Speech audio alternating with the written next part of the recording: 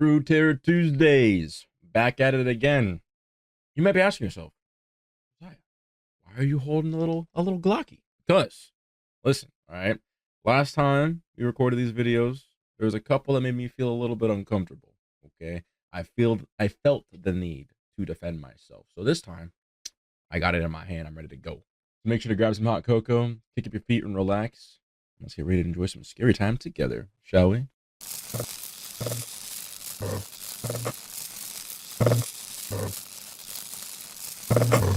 This first video was uploaded by Alexander the Great, and it's actually the part 2 of the video that I reacted to on the last True Terror Tuesday. I don't remember exactly when that was.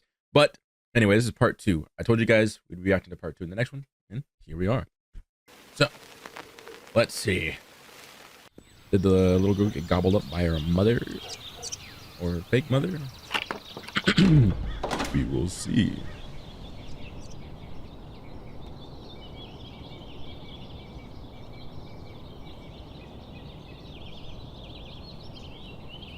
Are you okay? What are you doing? Shh, Mom. What? It's upstairs. What? Promise you won't get mad. I promise. I don't like this It's close-up. upstairs in the closet pretending to be you. Pretending to be me? Who's upstairs? Your doppelganger. Get out of my What? face! Promised. Okay, but you have to give me more to work with. I don't even know what a doppelganger is. It's a demon or entity pretending to be other people. Okay. Everything's gonna be okay. You're fine. You see? So this doppelganger You is in see? Yes, it's upstairs in the closet. our home? Okay. Where are you going? To go get this person out of our house. Oh, Mama, it's dangerous. There's nothing more dangerous than your mama. Okay? You just wait right here. Okay, I gotta say, I understand the mama bear mentality, okay? You cannot be this nonchalant when their freaking kid says, hey, there's somebody in the house. And I'm sorry, but your mama bear ain't gonna do jack crap against a gun. Maybe against a knife. Okay. I'm just waiting to hear a crack.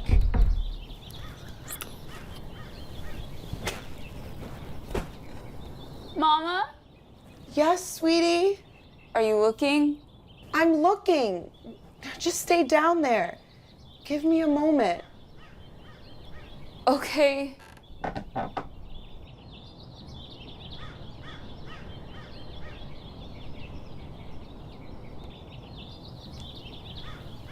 Or, you know, what I say in every video, call the cops. Oh my gosh. Don't be silly. You being silly right now. We're acting like this ain't a bad idea.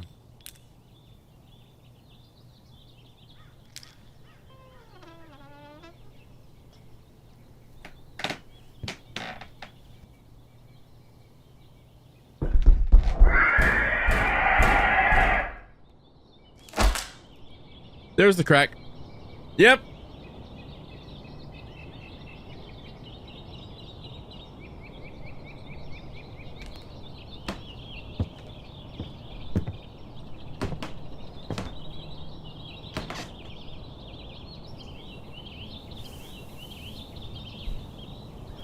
Did you see her? Of course, sweetie. What did you do? I got rid of her. You sure? You don't trust me. Of course. I love you. I love you too. And you haven't taken these in a while.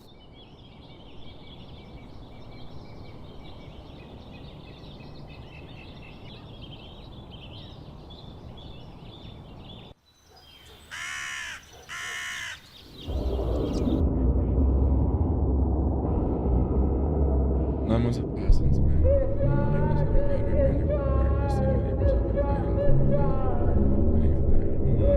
As far as investigation, they found no signs of death or any traces of missing people. The last known sighting of Agnes was in Limelight Park. In recent months, the park has become a hotspot for ghost hunters and YouTube journalists. Alex, make sure you get the forest so everyone can see it. Oh, goody. Make sure you get every last bit of it.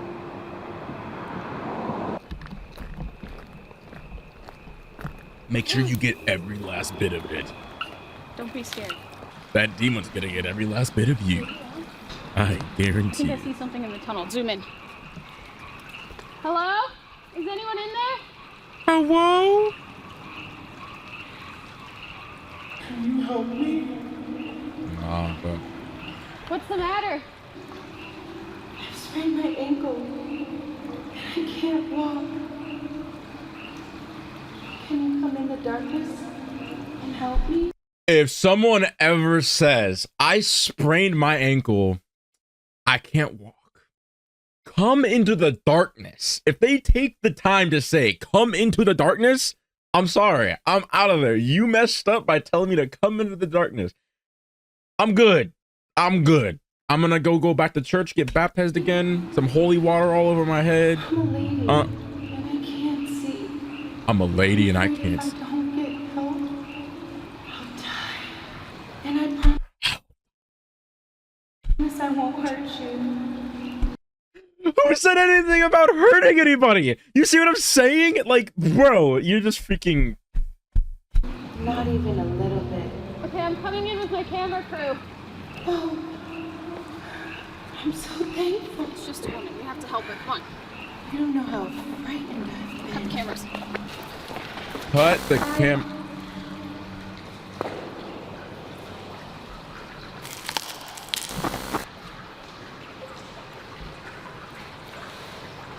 Hi. I mean, you look okay. You don't look like you have a sprained ankle.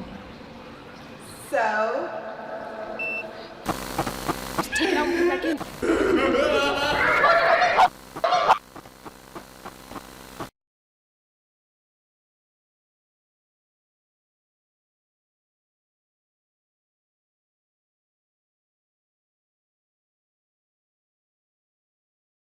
Next video.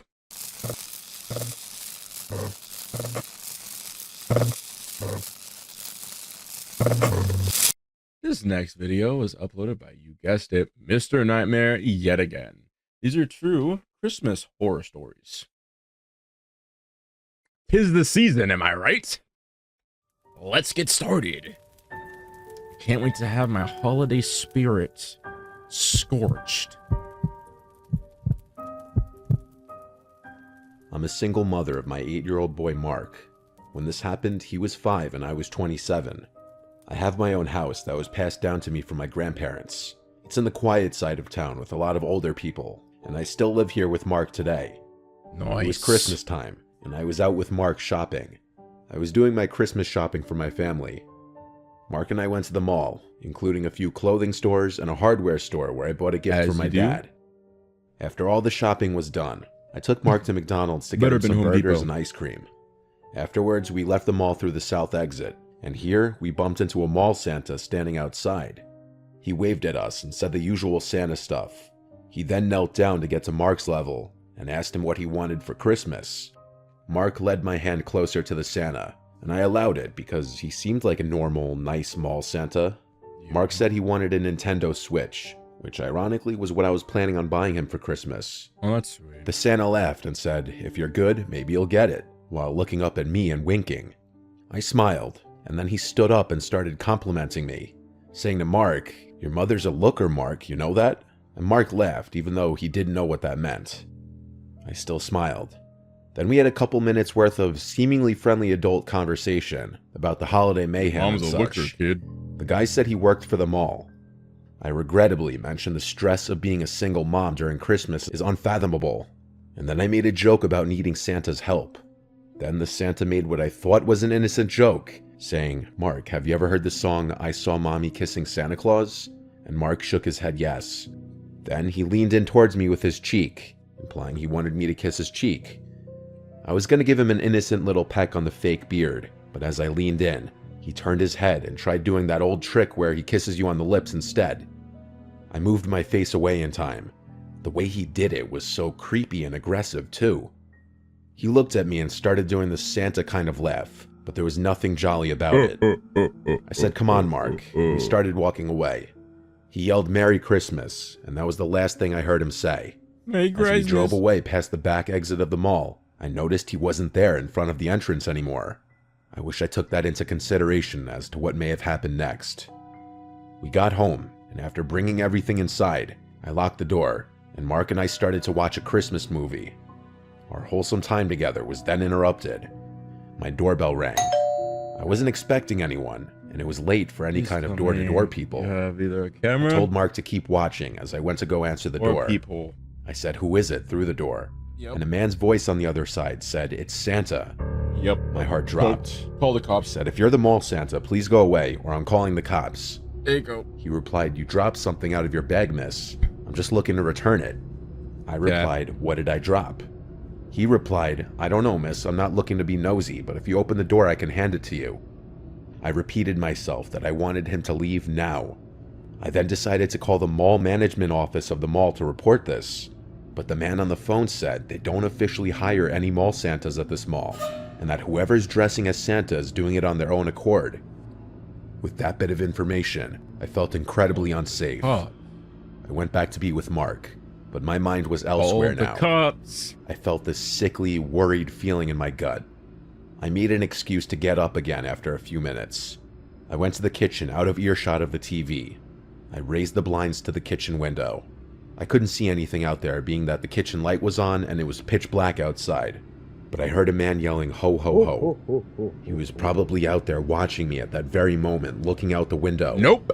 I'm I had no blasting you choice to the but window. to call the police and report that I was followed by a man dressed as Santa. I told Mark to keep watching the movie, and I spoke to the police outside. They took a report and were on their way.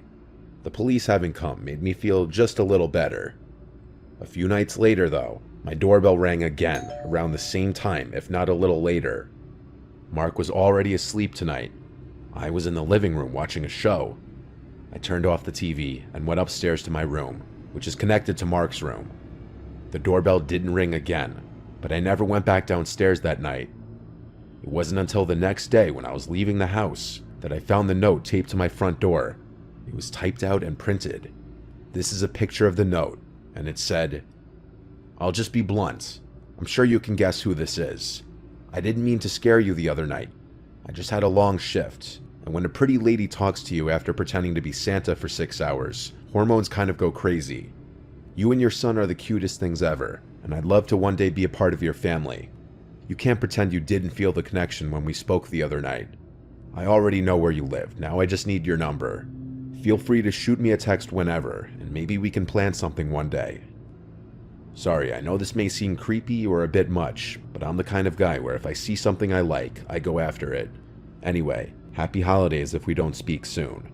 Here's my number. Best, Ted."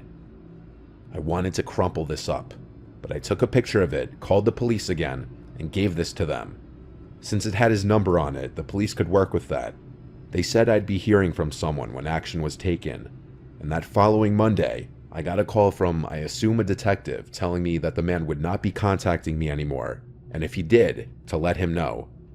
I never heard from that creep again. I assume the police threatened to arrest him if there was any further contact.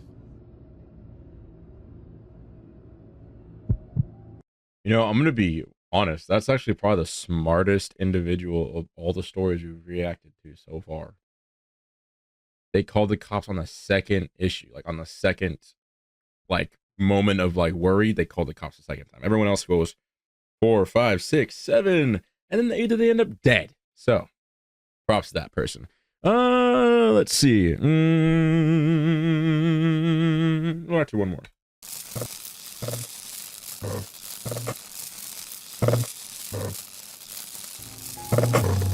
This is a short but scarring story nonetheless from my early childhood. I grew up in an average middle-class home in the Short but suburbs. scarring. My Yep. sister and I were huge fans of Christmas as kids. I had to be like 6 years old when this happened, because we had just moved to our new house. This is one of my earliest memories in life that I remember vividly just because of the gravity of it. On Christmas Eve, I would always have trouble sleeping, even as a young kid, just due to anticipation. I would stay feel up like we all really went late through that, playing right? video games in my room on my old box TV. I'd play until I just fell asleep from exhaustion. This night in question, I was playing a Star Wars game for the PS1, and when I had to go to the bathroom, I turned the volume down low and quietly snuck out of my room because I knew my mom would get mad if she heard me sneaking around on Christmas Eve night. I snuck to the upstairs bathroom, and when I was done, I was quietly going back to my room when I heard the sound of the tree rustling around downstairs. My first instinct was to think, Santa. I started tiptoeing down the stairs until I got to the bottom. The sound of the rustling pine needles was louder now. I peeked around the bottom wall of the stairway into the living room. There were no lights on, except for someone holding a flashlight. I could see only the person's legs as they were bent over behind the tree. There was a black bag on the floor, and this random adult man came out from behind the tree and looked at me. He looked at me and put his pointer finger up to his mouth, and he made a shushing motion with his lips. He whispered, "Yes, I'm Santa." I was old enough and smart enough to know that wasn't what the Santa I grew up knowing looked like. I started screaming for my mom and dad as loud as I could. I remember the man started freaking out, deciding whether or not to take the bag he filled with our gifts, and he ended up running away to the front door. I don't remember if he had to unlock it or if it was already unlocked or not. I just remember him leaving through the front door, and seconds later my parents running down the stairs. I'm sure I screamed there was a man in here, and them seeing the black bag on the floor filled with our would-have-been stolen gifts proved that. Here's where my memories started getting fuzzy, so I had to ask my parents what happened next. But my dad told me he went outside in his slippers and ran all over the place ready to kill someone. Half the ornaments on the tree were taken off and in the bag. Get him. What kind of sick, evil person steals people's sentimental Christmas ornaments? According to my dad, the method in which the man broke in was the back door, which it appeared he yanked open with a crowbar due to the chipped wood. A house a few blocks away had also fallen victim to this, and it was on the news. It was most definitely the same guy. I don't remember much from when I was 6, but this is a memory that most of it still sticks in my brain like it was only a few years ago. Yeah, that'll do it. And that'll do it real good. That'll do it real good. I don't even have anything to say about that one. I mean, I really, one of these days I'm gonna start writing skits for how I imagine things being played out in these stories. Because yeah, I just imagine this guy being like, bro starts mewing to the kid. I'm gonna stop. I'm gonna stop right there. Next video.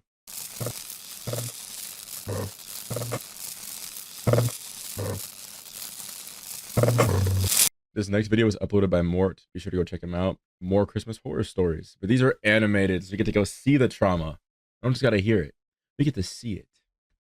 It was just before Christmas of 2005, 3 weeks shy of my 50th birthday. I went to the gym, rode there and back on my bicycle, and unfortunately found myself struggling a bit in a drizzle and headwind on the way home. Got home, wife leaves for the movies with her sister, and my post-workout meal consists of snacking on some leftover chicken. But right as I'm stuffing my face, I noticed this dull, unusual pain in my chest. Felt like indigestion, and since I suddenly wasn't hungry anymore, I figured that's exactly what it was. Yet within a few minutes, the pain got more intense and spread through my upper chest, and I know enough from movies and TV shows that when your left arm goes numb and you get those sharp chest pains, you're in a lot of trouble. First, I called 911. After that, I called my wife. Yeah, you're in trouble, buddy. EMTs were at my house in a few moments, and they got me on the sofa and began working on me. I began to feel very tired, like I wanted to close my eyes and sleep, but the EMT kept telling me to stay awake. I closed my eyes for what I thought was a moment. I just couldn't help it. And the next thing I know, I was on the floor, and an EMT was kneeling alongside me with the defib paddles in his hands. I had flatlined due to my heart working too fast, and I later learned was down to a 90% blockage of my artery. This happened at least 3 more times at the hospital before I was stable enough to have a cardiologist get me in an OR and insert a stent. Apparently, they called that the Widowmaker or something. As only like 1 in 10 men of my age group survive it. So, the fact that I'm still here is apparently nothing short of a miracle.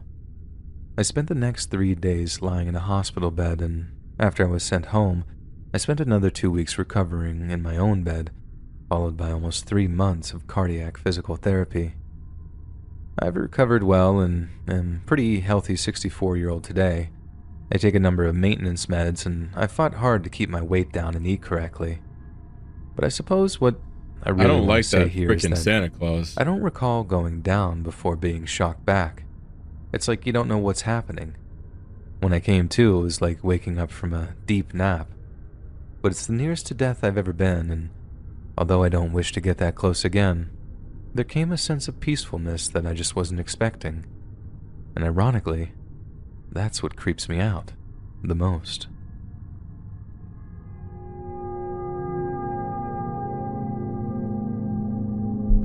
Is there some sort of hidden message here, like he didn't actually come back? When I was a kid, I witnessed a neighbor murder his wife on Christmas Eve.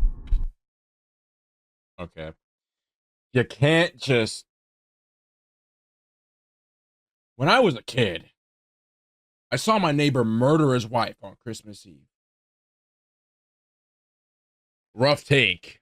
I know. I was still at that age where I actually believed in Santa. It's the second so story. when Okay, my mom there's just and no Dad transition. put me to bed, I stayed Again up with and that stared Santa, out the window, dude. hoping I to don't catch a like glimpse of it. him landing on the rooftops in our neighborhood. It It didn't take long before I realized that I could see into my neighbor's bedroom. It was dark, and all I could see was the shape of a sleeping person, covered in a duvet, lit up by the light of a nearby TV. Not exactly Skinamax, Oh. I'm sure you'll agree, so I didn't feel too guilty about it, and I kept on looking out for Santa's magic sleigh. Suddenly, there was movement in the bedroom across the way, and I looked in time to see my neighbor walking in on his sleeping wife. I tried to pry my attention away from the bedroom as he moved towards the bed, but then it's quickly drawn back when I see fast, violent movements in the light of the TV. In the low light, it just looked like my neighbor was hitting his wife. And I know that's bad enough, but all I could see were these downward moving blows and nothing else. So as distressed as I was, all I told my mom and dad when I ran downstairs was like, I think the neighbor's beating up the neighbor mom. My dad just bolts upstairs, figuring I'd seen something from my bedroom window.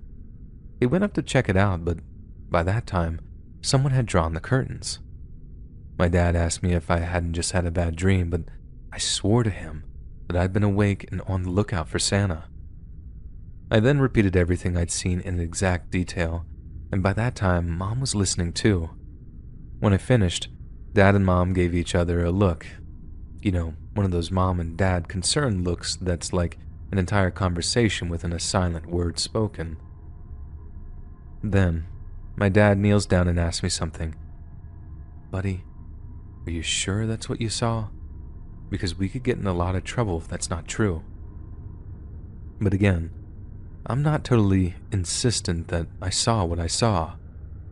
And I didn't find out what happened immediately after that until quite a while later, but as I was actually drifting off to sleep, Mom and Dad were downstairs having a very tense but quiet conversation.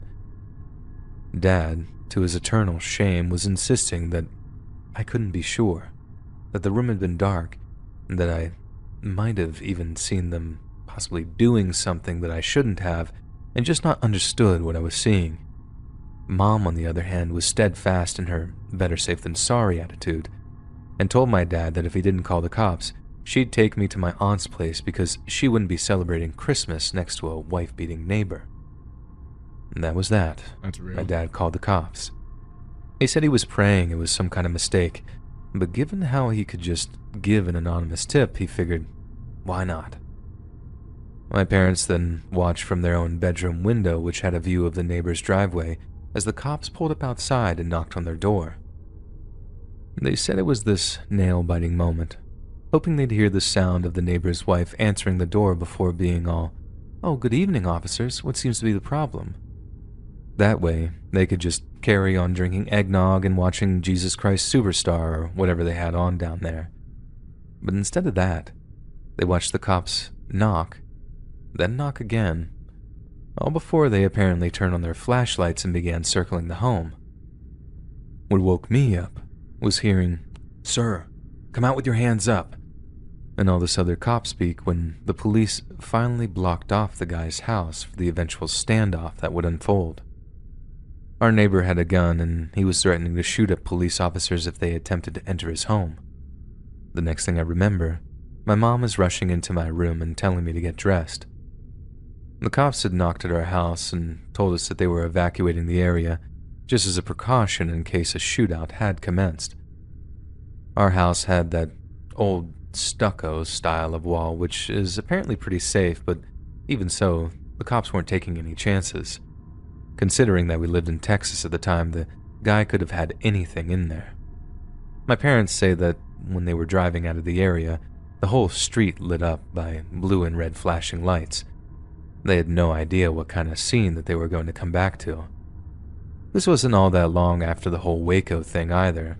Well, a few years after, but fear of some repeat shootout type deal weighed on everyone's mind as news of the standoff got around town. And it ended pretty anticlimactically. The guy actually took his own life as the police were finally busting into his house. But upstairs they found the dead body of his wife, still lying in her bed, exactly where I'd seen her, stabbed more than 30 times. I hadn't been watching the guy hitting his wife. I've been watching him stab her, over and over again, and all I'd done for a couple of the seconds there was just watch.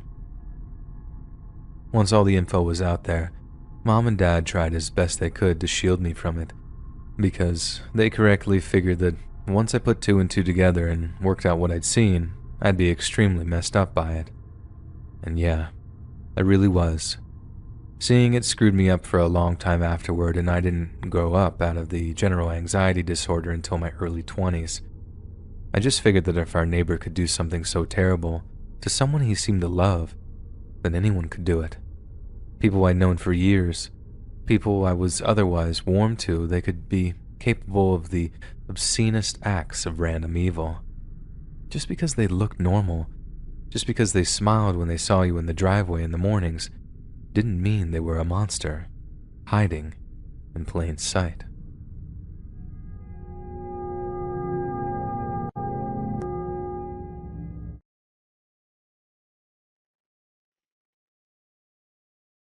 I have a lot of opinions about that one, but we're gonna keep my opinions to myself.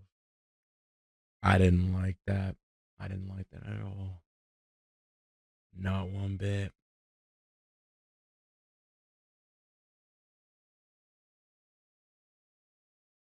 Not one bit.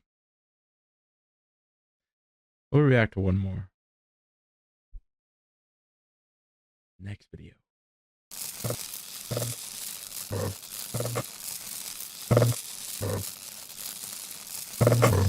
MJV Animations.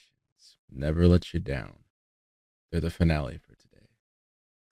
One more Christmas horror story. Animated. It was Christmas Eve, 2001. I was 6 years old at the time. My parents had gone to the store in town to grab some last-minute supplies for Christmas. They'd left me in the barely capable hands of my older brother. I was downstairs in the living room watching some cartoons on TV, while he was upstairs in his room listening to metal. As I'm sitting there, watching Dexter's Lab, I caught something out of the corner of my eye. Passing by my living room window was a guy in a big, floppy red hat. He stopped at the window and looked in at me. It was a man dressed up in a cheap Santa suit. He had the big, fake white beard and everything, That looks like even a large sack slung over his shoulder. that looks like a Now, to my childish literal mind, this really gray was Santa version paying of me a visit. Grinch. Still, even then, I knew something was off. What unsettled me about him as he stared in through the window at me were his eyes. They looked sickly and yellow, with dark bags hanging under them. Failure number one. His cheeks were sunken, and he didn't exactly look like the holly jolly jelly belly Santa I imagined growing up. No. He looked in at me for an uncomfortably long amount of time, and I looked back. Rather than be filled with joy, I just felt uncomfortable. But being so young, I didn't exactly know how to react. Santa was a good guy, right? While looking in, he motioned towards our front door, as if to say, Nope. "Let me in." I'm telling you right now, I end got this up off video the couch and if he walked opens into the the door. hallway. I unlocked the door, but didn't touch the screen door in front of it like my parents had taught me. As such, there was still a thin layer between myself and the Santa I'm to the end now of the video. standing on my porch. But there's still technically a door there. Oh, ho, ho. Why, hello there, little boy. Merry Christmas. And what's your name? Michael. I remember feeling confused that he didn't know my name. I always thought Santa knew every kid's name. Wasn't he supposed to have a list? Oh, nice to meet you, Michael. Do you know who I am? I nodded yes. Well, I've heard you've been a very good boy this year, so I brought you this. He dipped his hands into the sack and pulled out a wrapped present, held it out in front of him as if to say, "Come and get it." Being so young and naive, I was tempted to open the screen door and take the gift, but my parents had drilled stranger danger into me hard, to the point where I didn't even trust Santa Claus. Good. All I could think to do was tell Santa that he had come too early, and that he should come back at nighttime like he was supposed to. Put the present under our tree, you know? Yep. Come now, Michael. Open up and come and get your present. It's a doozy. The temptation was strong. I wanted the present, obviously. My imagination ran away with me, thinking about which new, cool toy it could be. But I needed permission. I shouted up to my brother, "Daniel, come down here real quick." I'll never forget how that Santa's eyes widened as I shouted that upstairs. Without hesitation, he turned and walked away. He hopped into a van outside our house that still had its engine running. All I could think was, where are the reindeer? Within moments of getting in, he drove off down the road, never to be seen again. Not by me, at least. My brother hadn't even heard me shouting because of the metal he was blasting. When my parents came back, I told them about the Santa that came to visit. They thought I was just pretending or playing a game. A couple of days after Christmas, the news broke out. An 8-year-old boy in our town had disappeared from his house after his parents ran to the stores. They'd only left him alone for 10 minutes. They never found him. My folks believed my story after that, and never left me alone with my brother again. I thank my lucky stars we had that screen door rule in my home. We're done. Nope. I don't like it. That made me feel ick. That made me feel gross. That made me feel bleh. I don't think I can react to these true ones anymore, because you can always tell yourself when it's just an animation that's just made like Meat Canyon, for example, right? It's not real. It's just very visually disturbing. These true stuff get in your head real good. I hope you guys enjoyed it though. It was a doozy. Doozy. I've never even heard somebody use doozy as an actual like word to describe a present or gift or